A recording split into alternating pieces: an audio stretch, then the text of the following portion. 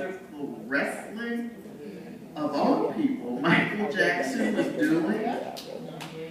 And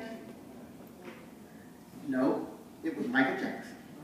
Some of that, I think, is our propensity. I want to come back to something because we're almost out of time for this part before we open it up to other people. But some of that, I think, is our propensity to draw this sort of thick line that we call between sacred and secular. Yes. And if I could take a big eraser and get rid of any line, I think that's the line I would erase first, because I think that line too is around our misogyny, certainly around our heterosexism and our sort of homo antagonism. I don't say phobia. People ain't scared. They're just mean. They're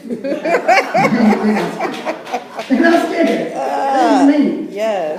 So the sort of antagonism toward people in the community, the energy it takes for us to hate folk could be really served in a different, would serve the community a whole lot better if we believed that other folk had to work out their salvation instead of us working out their salvation, because then we don't have time to work out our salvation and be in community with people.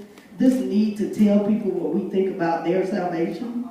I want you to talk about that, just a little bit. I know.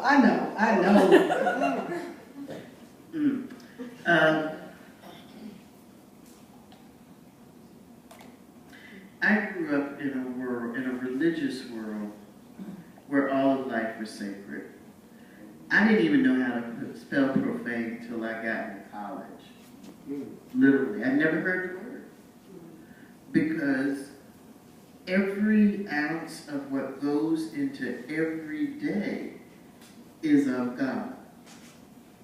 So this sacred, secular, profane, religious, it makes no good sense to me, and it invites the kinds of things we're having to undo in ourselves. Because we think that we can warehouse or section off or silo off those pieces of ourselves and other people and on and on and on.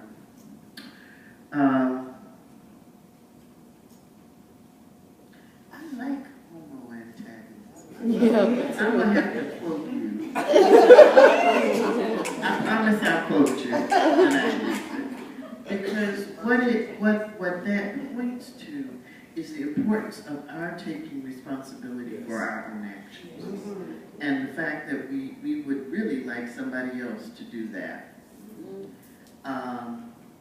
And we think, as you were pointing out, if we spend so much time worried about somebody else, that somehow that takes care of the work we should be doing.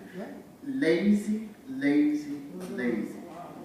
It is not going to get us any closer to the pearly gates. Yes. As far as I'm concerned, because it does not give us a sense of how hard we must work in order to be in partnership with God. It's not just that God's grace and mercy abounds, and that's wonderful. We have to work to accept it. Because we have so many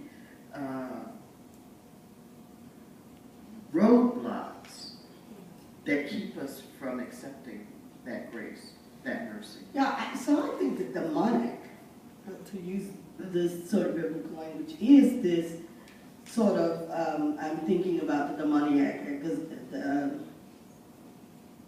help me, Gathering, that is this being out of our mind and out of our own bodily integrity and so he is, in the end, it says, to use the King James, he's clothed in his right mind, and it's because he's naked and he's chained and he's all of that. He is bearing the community's ill, right?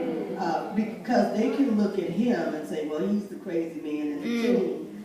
And when he gets free, they get scared. And they say, get out of our land, Jesus. Because now, if you heal the most crazy among us, what the rest of us going to have to deal with?